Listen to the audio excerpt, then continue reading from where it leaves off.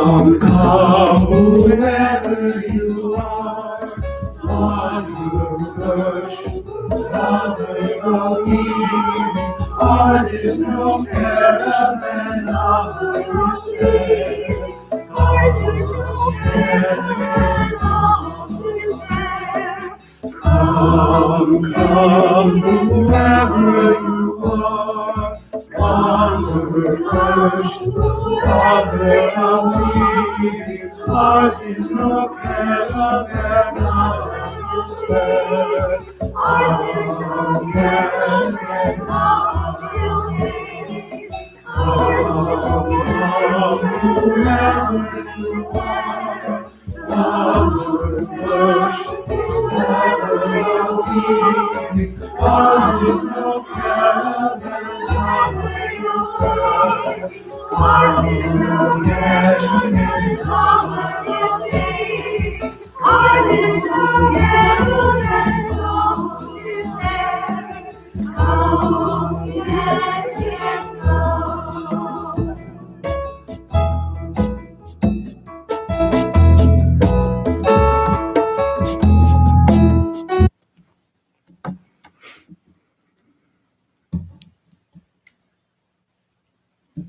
Good morning. My name is Leanne Hart, and I'd like to welcome you to Pacific Unitarian Church in beautiful Rancho Palos Verdes. Oh, and Happy New Year. We are hopeful that the year ahead will embrace intelligence, beauty, kindness, and light. We are pleased to welcome one of our own, Mary Ann Stein, as our guest speaker today. She will help us start the new year right with her topic, Living with Purpose. Before we get to Mary Ann, a few announcements. The Sunday 1 o'clock Zoom on the topic of understanding racism will resume meeting again on January 10th. To join the meeting, check our online newsletter or call our office for instructions. PUC's book club will meet on Tuesday, January 19th at 10 a.m., also via Zoom. The book, Mimi Lee Gets a Clue, and the author, Jennifer Chow, will join the discussion. In February, the group will be discussing Barack Obama's new book, A Promised Land. You may want to start reading that one now. It's long. Reverend Wilson will return to the pulpit next Sunday, January 10th. In the meantime, you can meet with him and other members once again via Zoom on Tuesday at 11 a.m. or Wednesday at 3. Check our newsletter or call the office for instructions. Now, Sharon Holtz will present our chalice lighting words.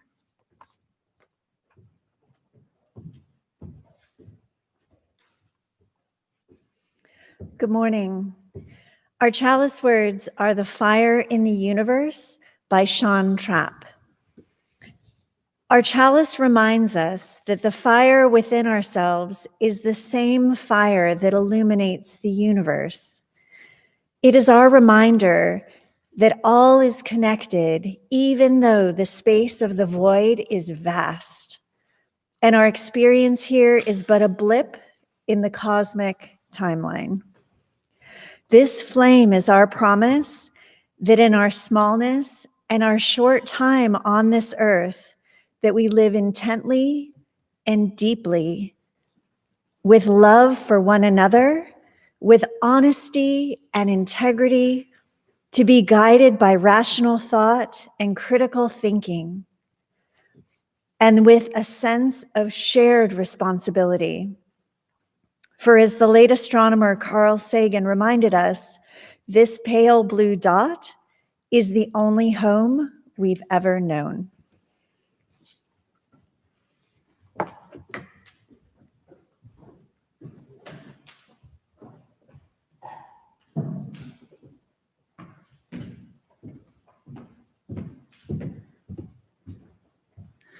Good morning. I love Carl Sagan's image of our pale blue dot. It's an epic and simple, relatively new image that calls us to greatness and challenges us with our smallness. Probably all of us have had moments of feeling very purposeful, important, and many moments of feeling small. Well, church is a place to do both and finding perspective on our journeys. And today we do a bit of that. The wisdom gained from studying the longest living people in the world is both simple and challenging. 9 instrumental aspects of life, keys to creating long and healthy lives, filtered down from towns literally speckled across the globe. I'll share them, of course, but there's too many to explore fully today, so we'll focus on the importance of finding or creating purpose. You might be wondering, am I talking about the purpose of life or a life of purpose? What's the difference? Well, the purpose of life is described as the theory of why the universe exists and to what end, if any. A life of purpose refers to the central motivating aims of your life, the reasons you get up in the morning. Purpose can guide your life decisions, influence behavior, shape your goals, offer a sense of direction, and create meaning. So this morning, I encourage you to sit back and ponder why you get up in the morning.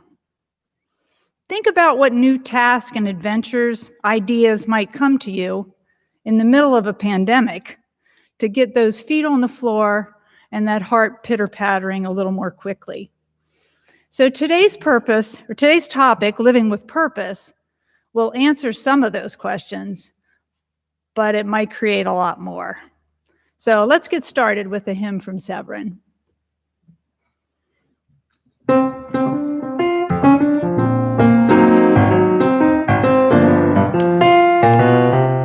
Come and go with me to that land. Come and go with me to that land. Come and go with me to that land where I'm bound.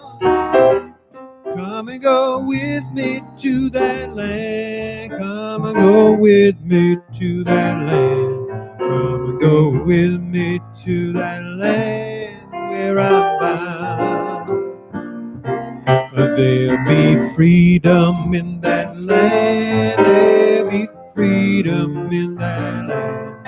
There'll be freedom in that land where I'm bound. There'll be freedom in that land. There'll be freedom in that land. There'll be freedom in that land where I'm bound.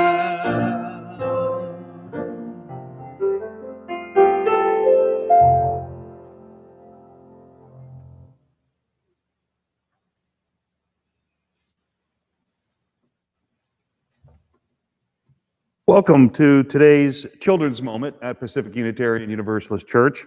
My name is Andy Kistner, and I'm going to go through a little bit of a lesson for you today. As a teacher, I enjoy being a teacher very much. It's one of the passions in my life, and I'm going to share something with you. So as adults at home, you're going to need something to write on, like a piece of paper. If you have one here, go ahead and do this as well as I go through it with you. First of all, you've all heard of different formulas, right? So we have formulas like force equals mass times acceleration. We have formulas like E equals RMC squared. But the most important formula we're going to talk about today is one that we talk about because it gives us a passion in our life. And that equation is P equals G plus P plus our V. Today we're talking about something that is very important, which is the P, which is our purpose. We're talking about purpose and finding out, I'm sorry, I'm not This is our purpose in life. What is our purpose? Purpose is something that exists. A coffee mug exists for a purpose of holding a hot beverage in our hands without burning ourselves. What is your purpose in life? What would be your reason of getting up this morning? Finding your purpose is important in all aspects of being a mature human being. So let's break this down. Purpose, the first G we have here, is our gifts. Now, normally when we talk about gifts, we talk about things that we might get at the holidays. We might get a gift at Christmas or somewhere at your birthday. But something that you have, that you think that is unique to you, and if you think about it, it's a gift or a talent or a skill that you have. As a teacher, I have a gift in communicating with students. Other people have a gift in art. Dan Dempster has a gift with his wonderful art that he creates. And that is one of the talents that we have here to talk about. Our next one here, what are you good at for your gifts? Your next one here, what is your passion?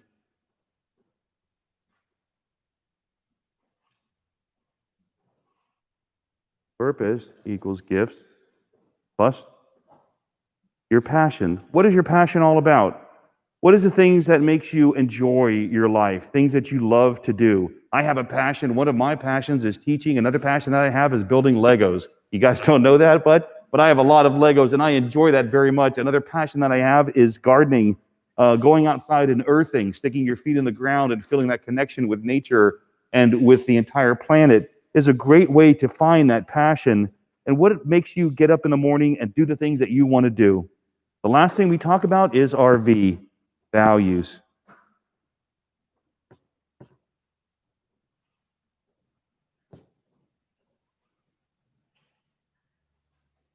What are the values? Unitarian Universalist, we have 7 principles that guide our everyday teachings and guides our life in our values are what we find, what we stand for, things that are important to us individually, important to us as a group, and important to us as a society. For everybody to live honestly, truthfully, and to have fun are part of those core values that we have in life. So remember that your purpose of what you have in life is based on the gifts that you have, the passion that you have for those gifts, and the values that you hold in your community. Combining all of those together brings you to that purpose that you find in your life. Today, I want to thank you very much for this children's moment, and go find your purpose in the life that you choose to lead today.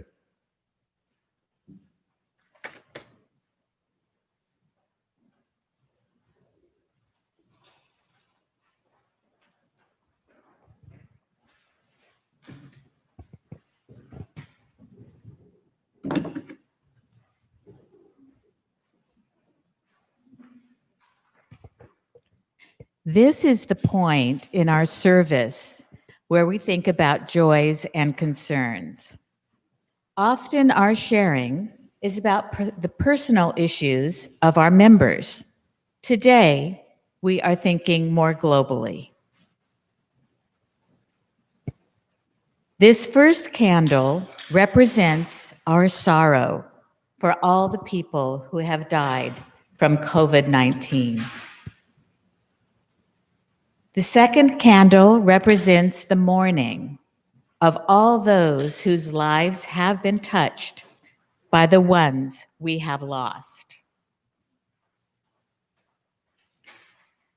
This third candle honors the tireless work of all the caregivers, first responders, and essential workers who have kept the rest of us going during this pandemic. Bless them all. Blessed be.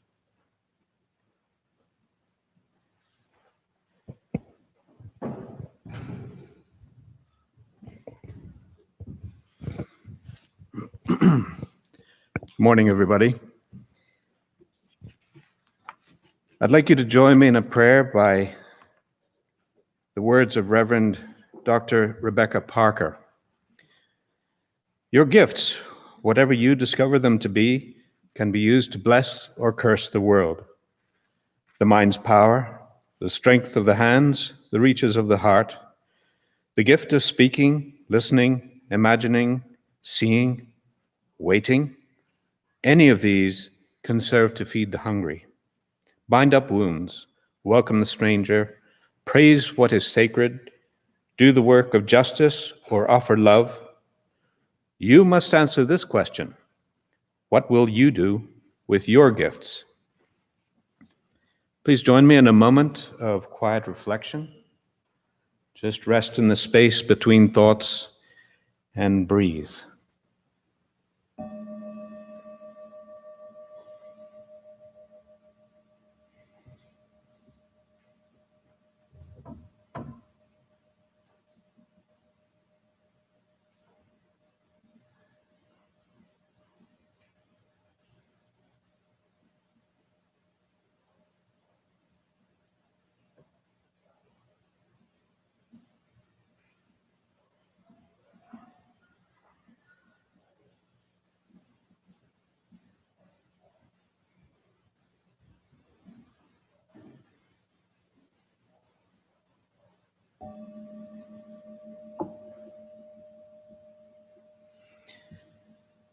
Amen. Blessed be. Namaste. Shalom.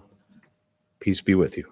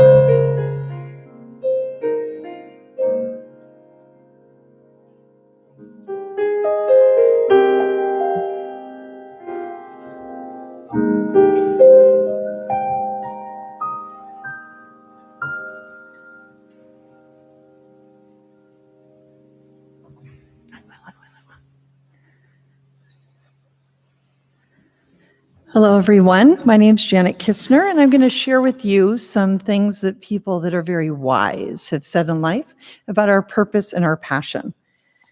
So Buddha once said, "Your purpose in life is to find your purpose and give your whole heart and soul to it." The best way to lengthen our days is to walk steadily and with a purpose, said Charles Dickens. Mark Twain said, "The two most important days in life are the day you were born and the day you discover the reason why." And Viktor Frankl said, "Life is never made unbearable by circumstances, but only by lack of meaning and purpose." The Dalai Lama, "People take different roads seeking fulfillment and happiness. Just because they're not on your road doesn't mean they've gotten lost." I personally think that's a good one for us all to remember. Abraham Maslow, "Musicians must make music, artists must paint, poets must write, if they are ultimately to be at peace with themselves. What humans can be, they must be." And lastly, I love this one, good old Albert Einstein, "I have no special talents, I am only passionately curious."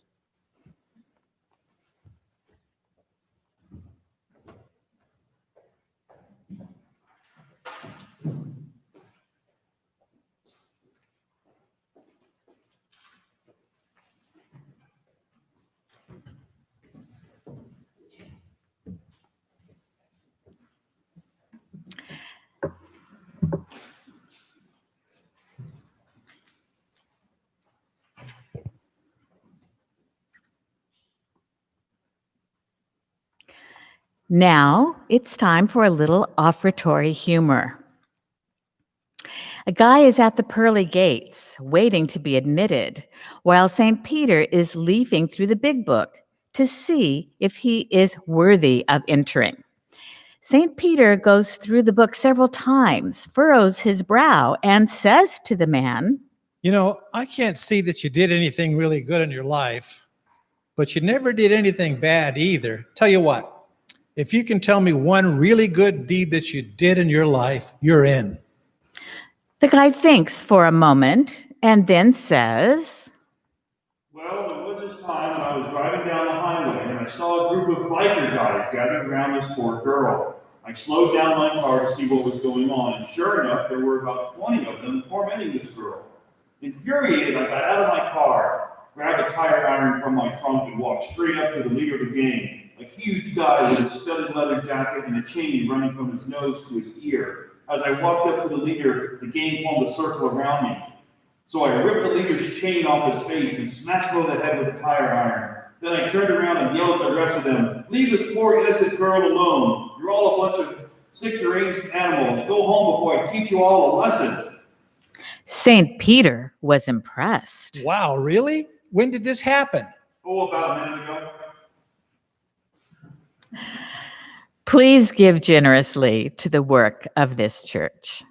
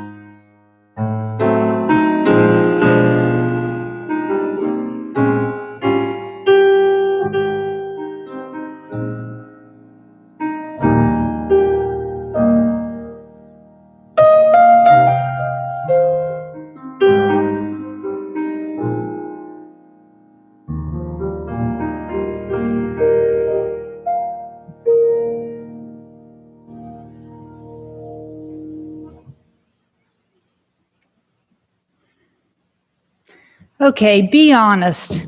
How many of you have been watching service in your pajamas? I have, I admit it. It's been kind of nice, though, to turn on the TV and light my chalice and curl up on the couch with my cup of coffee. I wanted to wear PJs today, but Reverend Steve strongly advised against it, so I caved. But I did bring my cup of coffee, so I can sip on that while we ponder our purpose this morning. See if it'll sit there. There we go. So, what if generations of people could live longer, healthier, happier lives? What if it wasn't so hard to do because their surroundings made it easy? What if we took the simple premise of looking around the globe for the healthiest, happiest, and longest living people and saw what they had in common? What if? Well, we're about to find out. So in 2014, Dan Buettner teamed up with National Geographic and the world's largest or best longevity researchers to identify pockets around the world where people live measurably longer, subjectively better lives. And he located 5 areas: Okinawa, Japan, Icaria, Greece, Sardinia, Italy, Nicoya, Costa Rica, and Loma Linda, right here in California.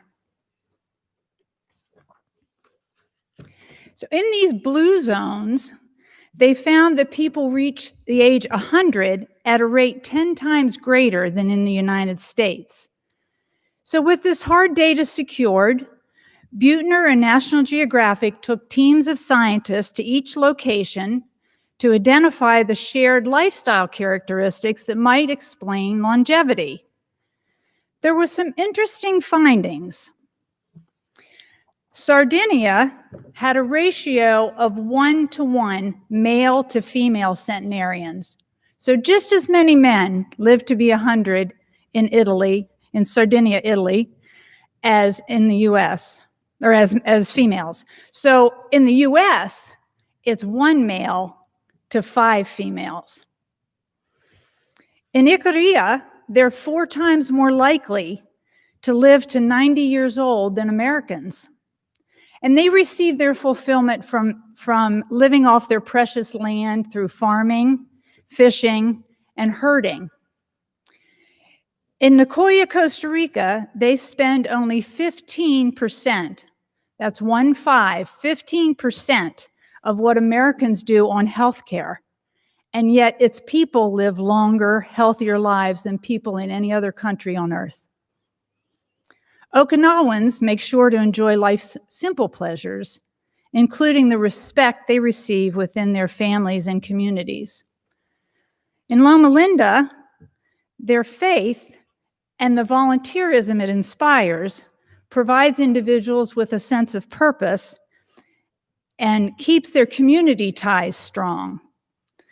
So they found that the lifestyles of all these Blue Zone residents shared 9 characteristics that are called and patented the Power 9 principles.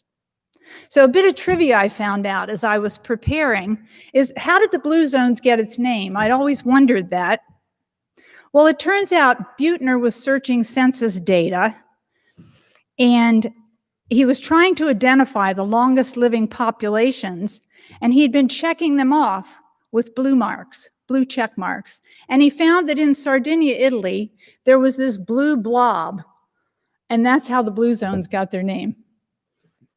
Who would have thought? So what are the Power 9? And these are taken from the Blue Zones website, which is bluezones.com. First, move naturally. The world's longest living people don't pump iron. They don't run marathons. They don't even go to the gym. So their environment constantly nudges them to move without thinking about it. They grow gardens. They don't have mechanical conveniences for their housework or their yard work. Purpose? We'll get to that one a little later. So downshifting. Even people in the Blue Zones get stress. Stress leads to chronic inflammation associated with every major age-related disease. What the world's longest lived people have that we don't typically have is a way to shed that stress. So the Okinawans take a few moments each day to remember their ancestors. The Adventists pray. The Icarians take a nap. That's my favorite. And maybe this one is yours. The Sardinians do happy hour. So the 80% rule, Hara Hachibu, which is the Okinawan 2,500-year-old Confucian mantra that's said before meals, reminds them to stop eating when their stomachs are 80% full. That 20% gap between being hungry and feeling full can be the difference between losing weight and gaining it. People in the Blue Zones tend to eat their smallest meal late in the afternoon or in the evening, and they don't eat anything else the rest of the day. The next one is plant slant. So beans, including fava, black, soy, and lentils, are the cornerstone of most centenarians' diets.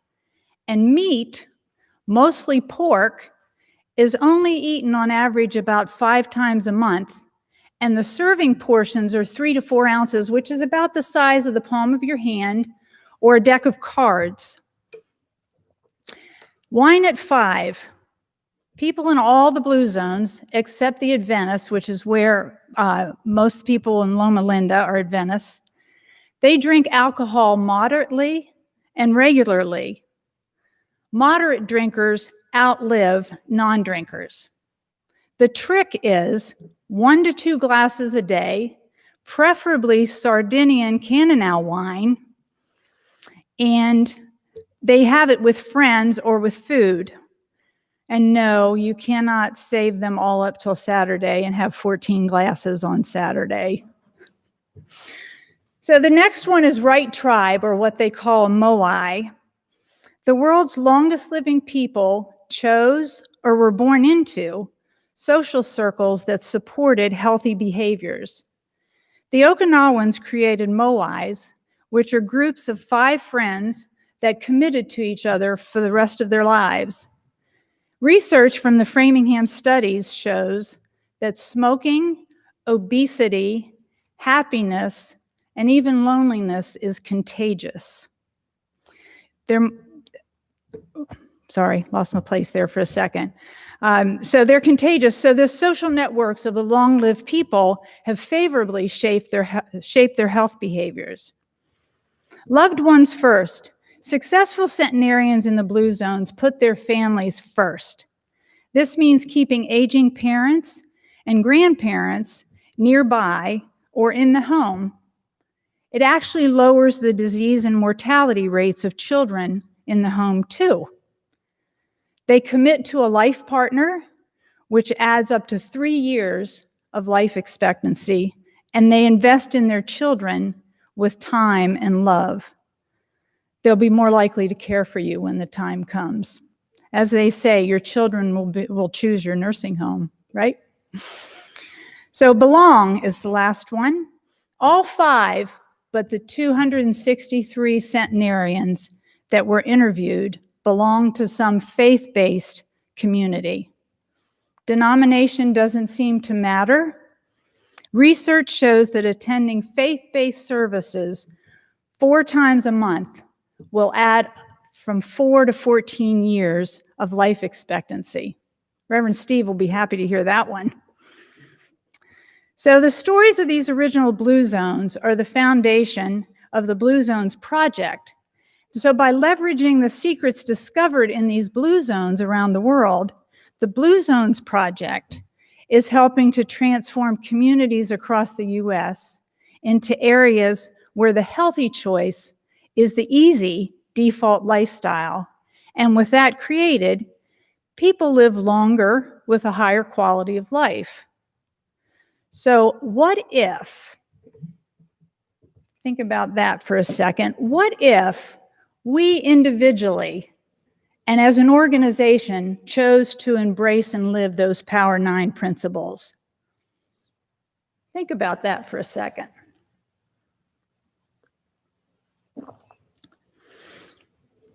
What if we individually and as an organization chose to live those Power 9 principles? Okay, I know, that's asking a lot. So let's start with one. Let's just start with purpose. So purpose, the Okinawans call it Ikigai. The Nicoyans call it Plan de Vida. For both, it translates to why I wake up in the morning. There's a reason so many cultures have a name for this. Your purpose is the motivating force behind everything you do, whether you're aware of it or not. Finding and living with purpose provides better health, higher performancy, and greater resiliency. Knowing your sense of purpose, get this, is worth up to 7 years of extra life expectancy.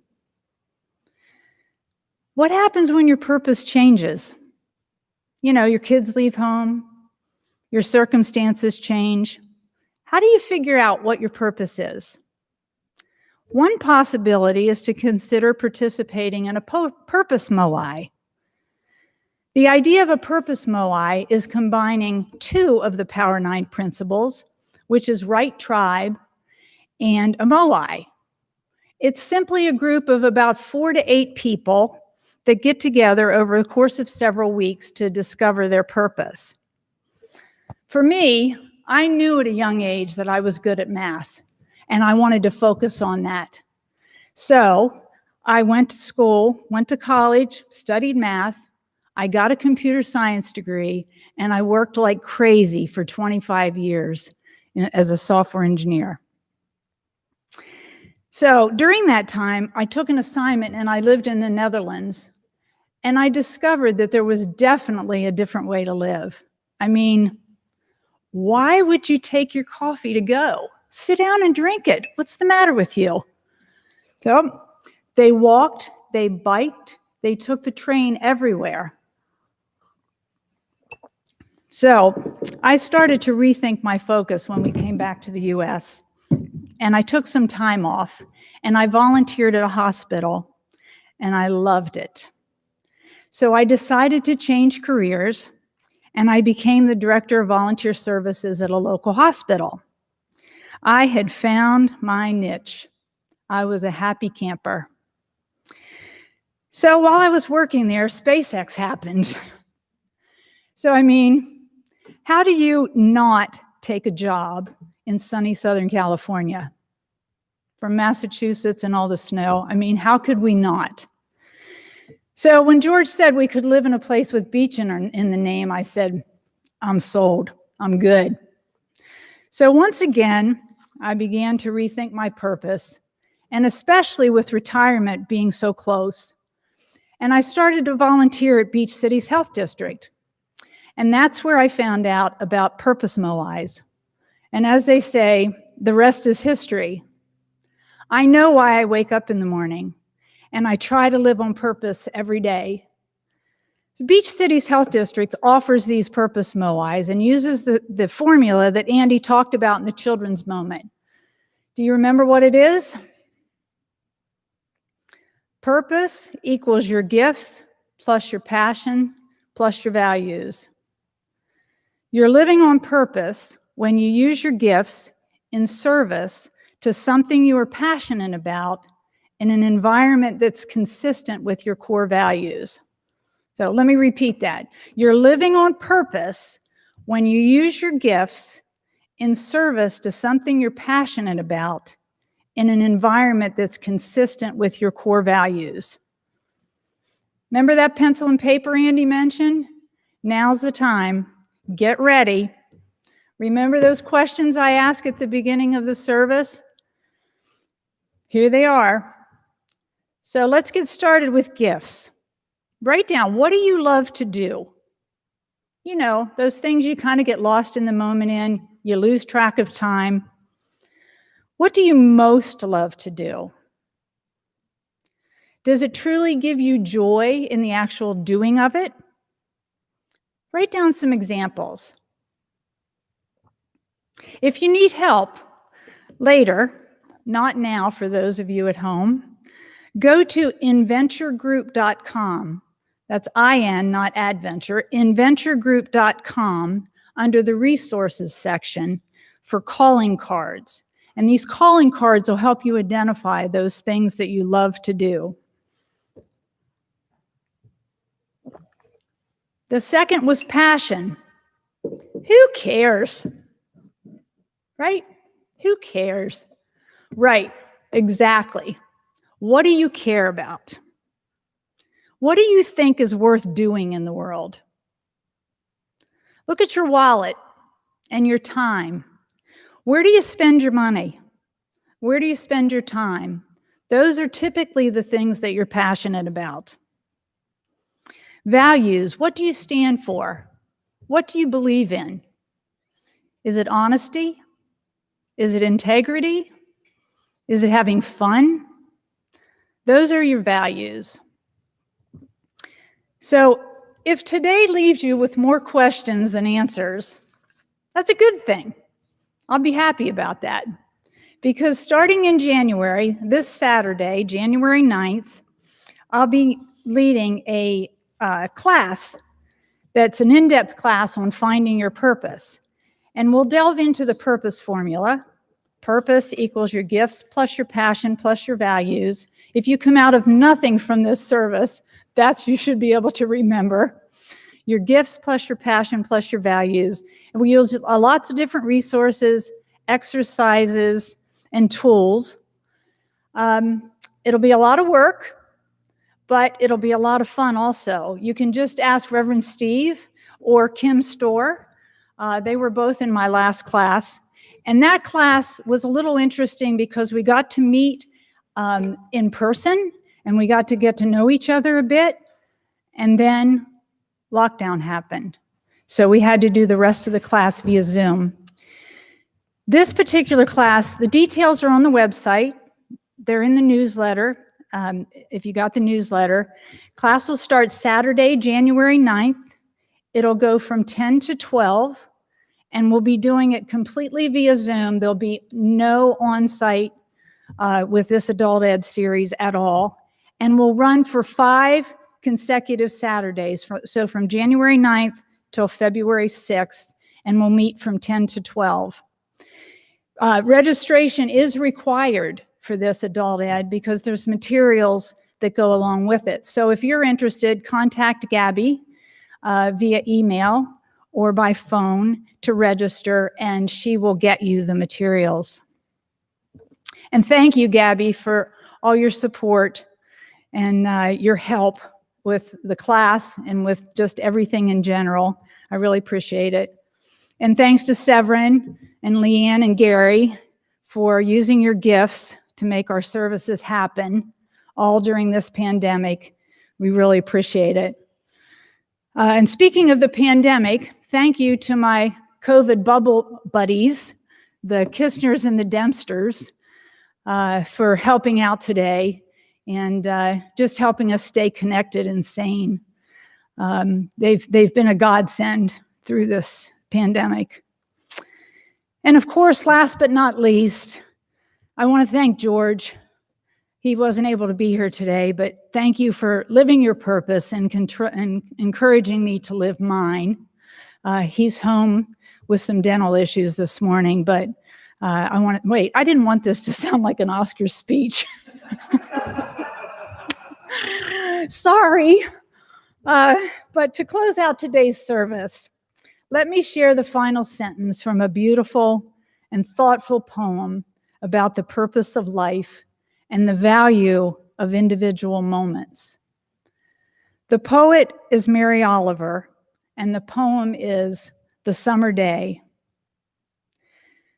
Tell me, what is it you plan to do with your one wild and precious life? Amen.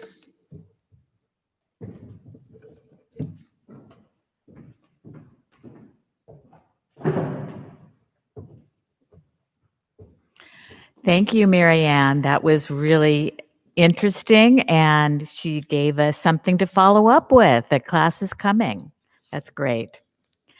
Let us remember that this church is dedicated to the proposition that behind all of our differences, beneath all of our diversity, there is a unity that makes us one and binds us forever together, in spite of time and death and the space between the stars. We pause in silent witness to that unity.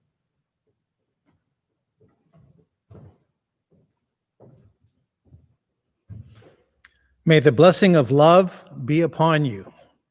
May love's peace abide with you. May love's presence illuminate your hearts, now and forevermore. So be it. Amen. Shalom, salam, namaste, blessed be, and now our service truly begins.